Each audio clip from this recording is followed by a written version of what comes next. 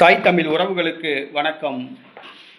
பொங்கலுக்கு தங்க காசு வழங்கும் திமுக என்ற தலைப்பில் இந்த காணொளியை நாம் காண்கிறோம். ஈரோடு கிழக்கு இடைத்தேர்தல் அறிவிக்கப்பட்டுள்ளது.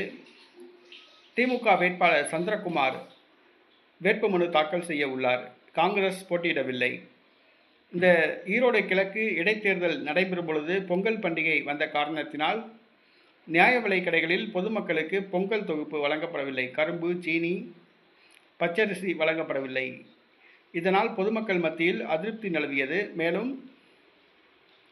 பொங்கலுக்கு வழக்கமாக வழங்கப்படும் 1000 ரூபாயும் திமுக அரசு வழங்கவில்லை. இதனால் கடும் அதிருப்தி ஏற்பட்டுள்ளது.